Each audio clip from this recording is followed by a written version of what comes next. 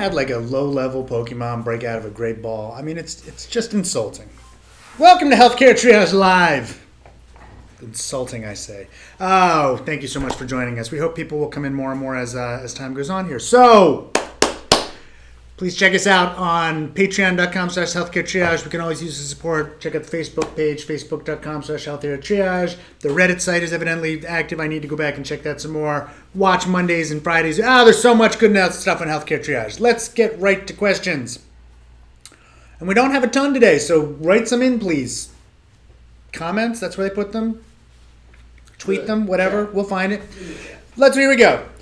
Abaizi asks, are kids with type 3 supracondylar fractures at an increased risk of elbow issues later in life, arthritis, ulnar nerve compression, etc.? If so, what can they do anything preventive to mitigate it? I cannot stress enough you should be discussing this with your physician or your orthopedic surgeon or whatever it is.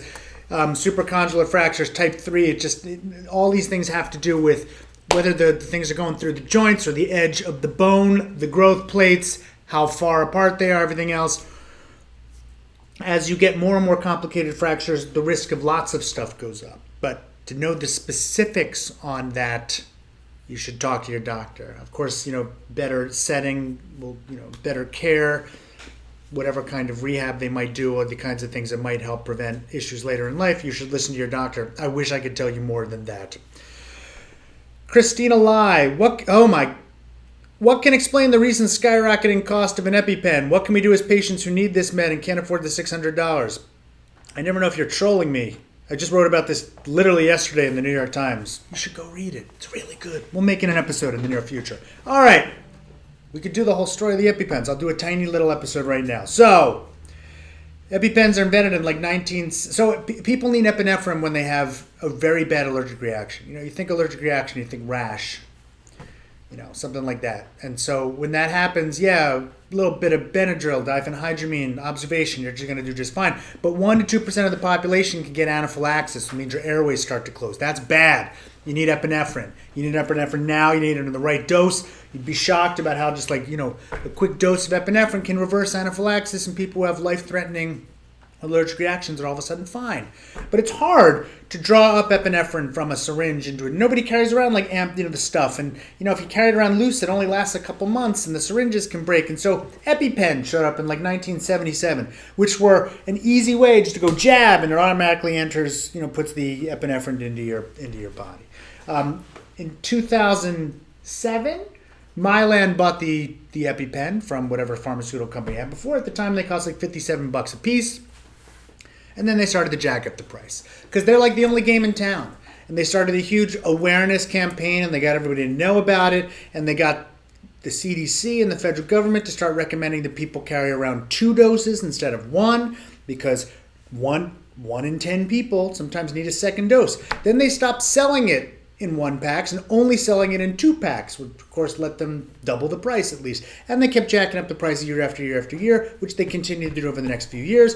Competitors started dropping like flies because they couldn't keep up market share and it was expensive and they couldn't do it. And so next thing you know, Mylan can keep jacking up the price. In 2013, they get the government to pass new legislation which says that they're going to actually rate how much they're giving out in certain disease processes to states by whether or not the schools have EpiPens. And so more people buy EpiPens. And now, of course, kids need them at grandma's, they need them at school, and they need them at camp.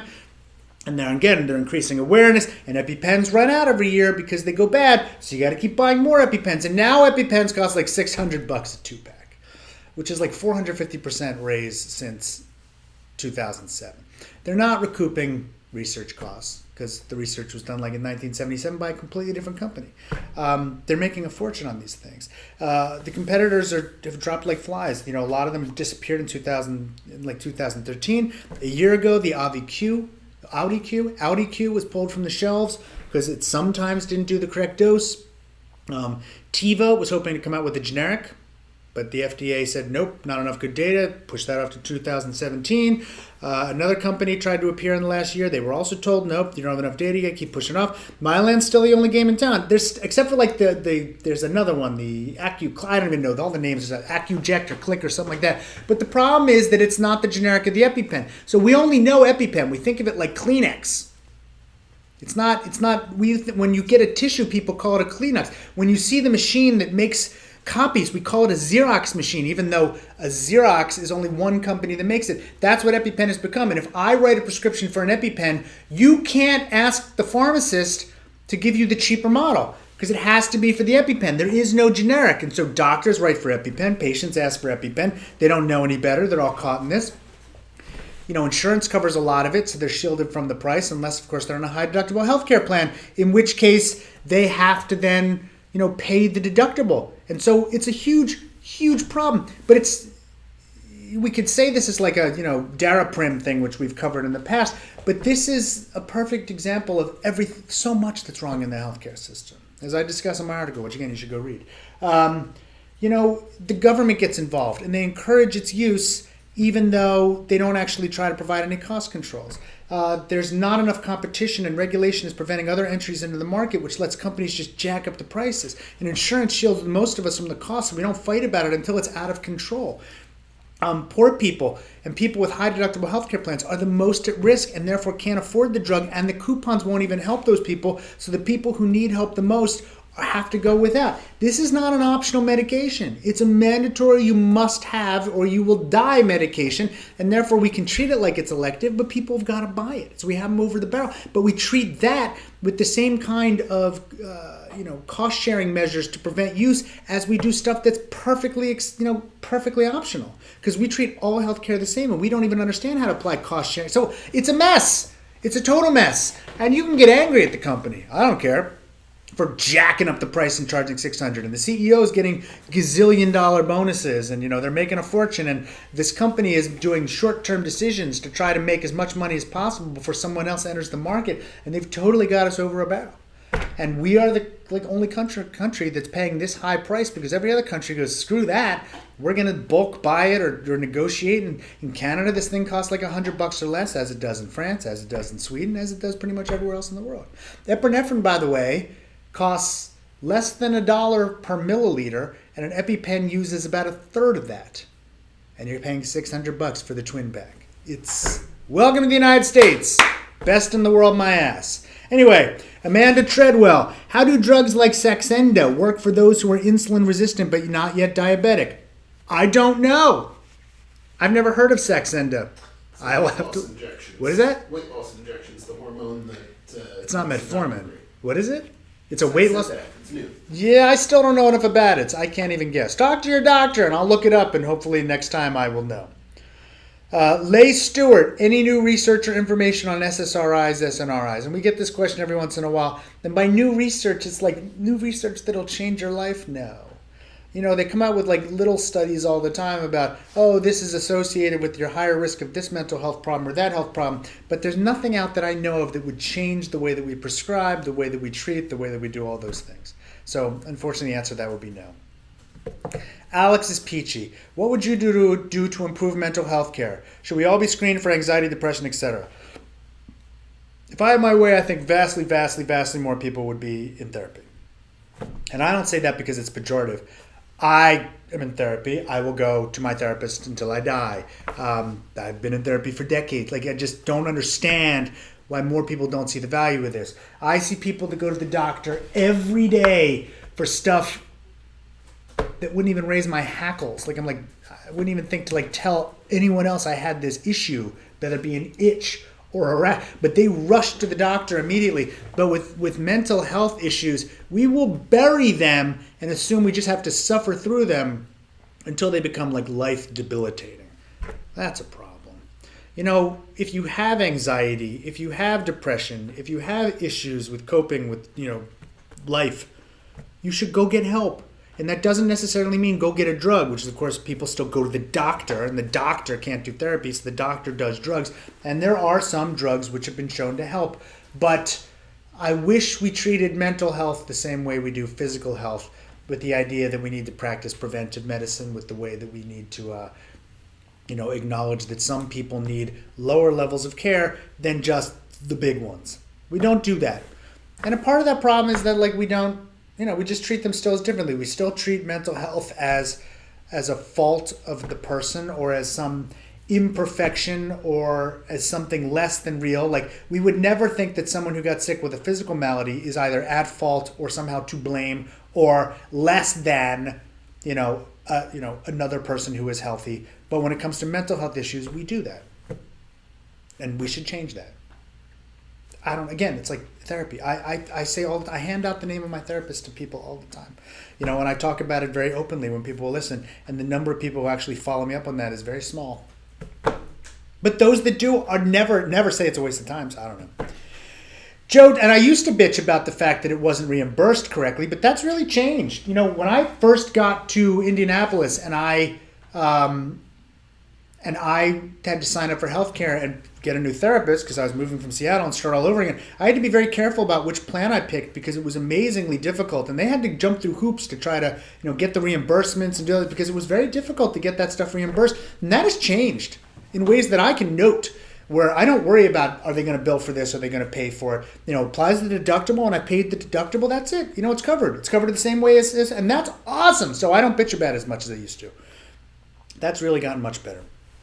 Joe Chang, is fructose like really bad for health? Lots of them in soft drinks and juices, right? Okay. There's two things you're conflating here. One is high fructose corn syrup, and the other is fructose.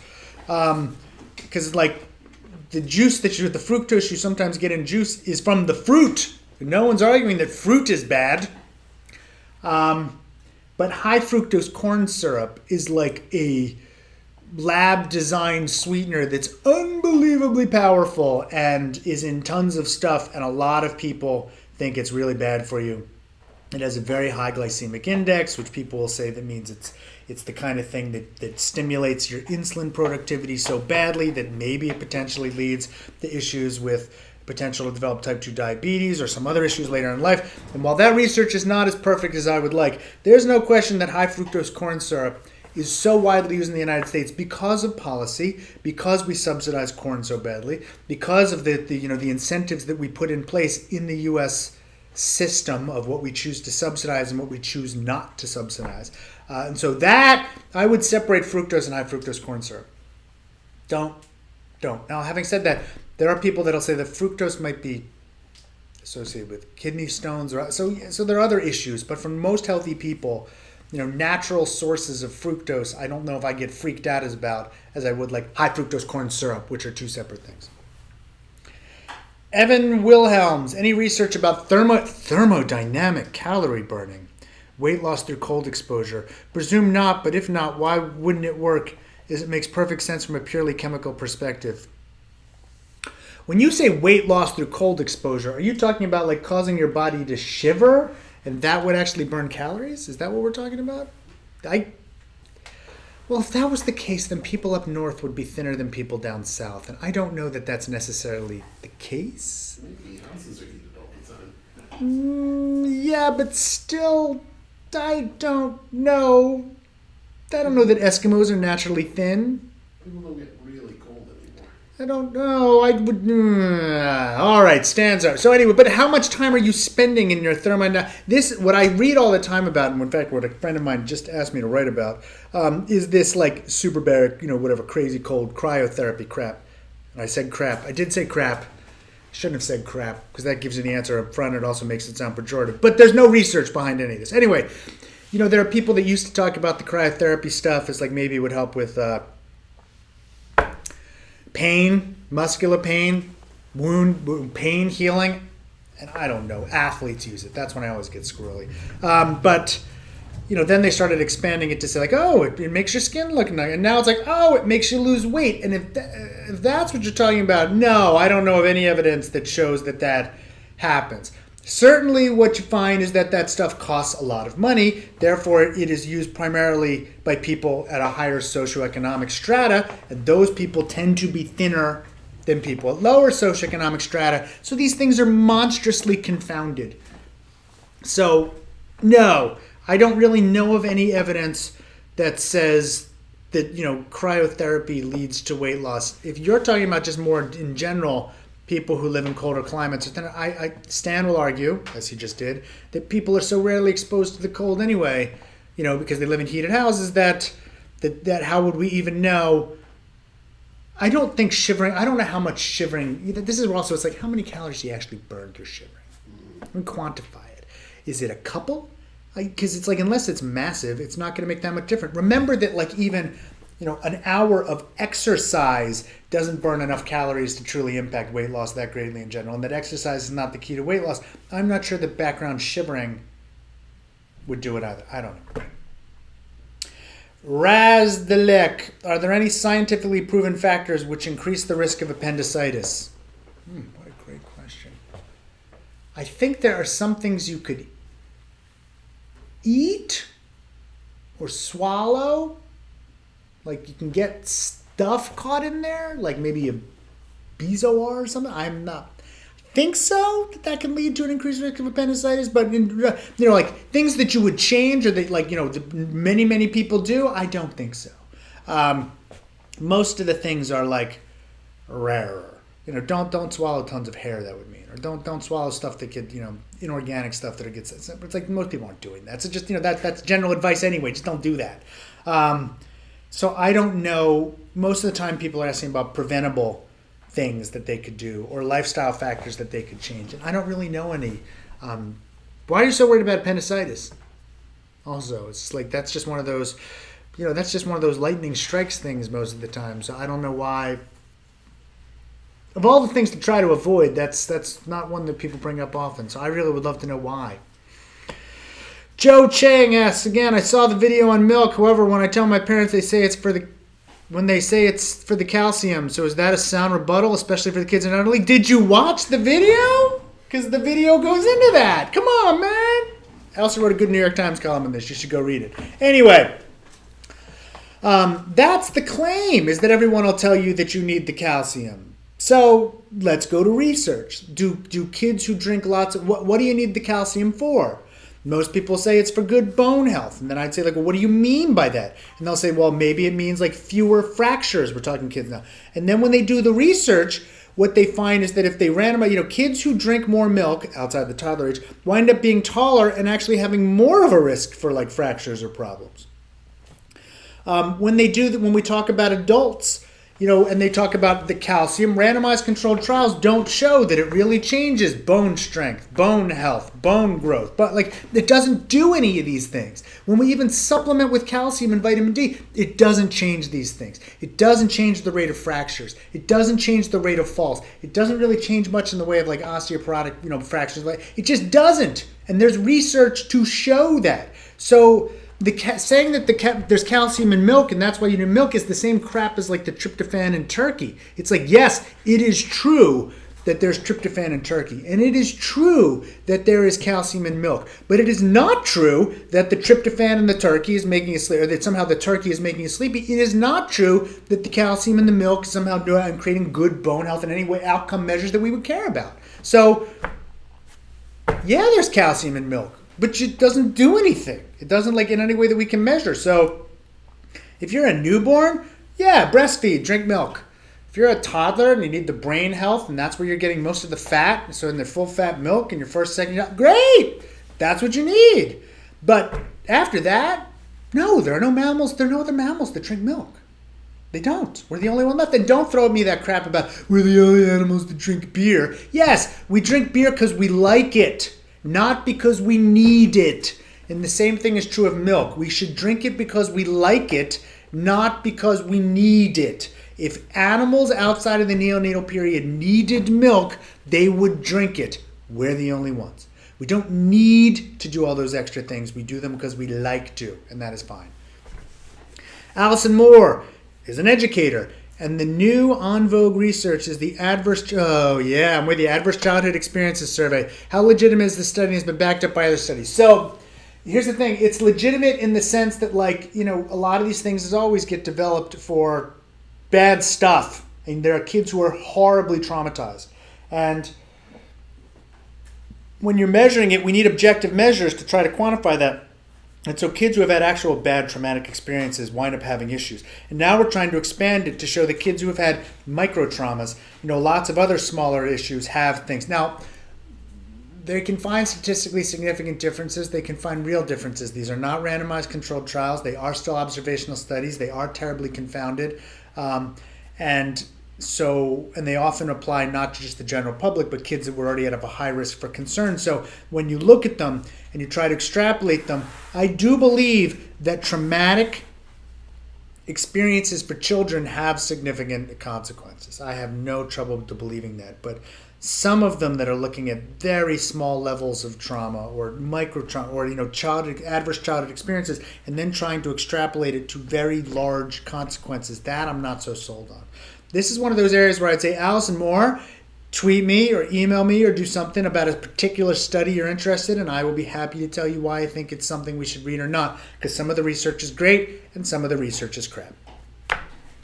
Christina Lai, for those allergic to eggs, what are the vaccine options? I promise I'll ask my doc next week, and that's what you should do. You really should. So, okay, having said that, some of the vaccines are much more concerning with respect to this and some not. And so we try to find alternatives. It's also one where I'd actually say, like, are you sure you're allergic to eggs, or do you think you're allergic to eggs? And it might be worth getting actual testing to find out, because it's preventing you from getting things like vaccines, and that is important. So you should talk to your doctor. You should talk to your doctor. Harlan Humes, you said that an hour of exercise isn't enough to impact weight loss greatly. So what type of lifestyle changes would you recommend to someone looking to lose weight? Nutrition, man. Go watch. We had back-to-back episodes, I think, on exercise and lifestyle and everything else. And then later we did another episode on exercise. So let me get this out of the way. Exercise is incredibly important for your health. Meeting the recommended guidelines of a half hour of moderate exercise 5 days a week has been proven to be associated, if not causal, with improvements in almost everything. It's like the closest thing to a miracle drug you're going to find. Physical activity is phenomenal. It's great. I can't stop recommending it. It's awesome. It is not, however, the key to weight loss, because you don't burn off that many calories. It's not about that. It's about lots of other aspects of health. And your body is incredibly good at realizing, oh my God, he's exercising and burning more calories. Therefore, it will do things to try to make you eat more. And most people will wind up actually, the more and more they exercise, it doesn't change your metabolism. It can lead to increased wanting to eat. So it's just not. You should do it. You should not do it for weight loss. So you're saying what lifestyle changes to make? Eating. Nutrition. Nutrition is the vast majority of weight gain, and the vast majority of weight loss is going to come down to what you are eating. And you can make arguments about, like, well, yeah, it's in and out, but your body is good at trying to stop the out. The in, however, you can control. And it's not just that a calorie is a calorie is a calorie. You know, there's lots of evidence that shows that might not absolutely be the case. So, you know, go back and watch our episode on eating recommendations, nutrition recommendations, and what we think you should do. So, because there's you know, I'm not even going to tell you what to eat, because nobody knows. Nutrition winds up being a very personal thing. Right now, I'm on a low carb kick. That's the sort of change in my diet that I've been trying in 2016. And it's working quite well, actually. I've been able to sort of lose some weight and maintain it, but that's the important part to me, is the maintaining. I'm not doing my usual sort of cycling. It's just staying off, and I'm not particularly upset with how I'm eating, and my cholesterol's fine, everything. So everything is good. It's knocked out beer, which is hard, but it doesn't knock out scotch, which is awesome. So it's one of those that, you know, but in general, it's like we did the food recommendations. There's some decent guidelines, and as long as the dietary choices you make, I think, fit into those guidelines, you're fine. You can do that with sort of, you know, just trying to limit overall what you consume. You can try to make differences in trying to push or get rid of some different types of nutrients.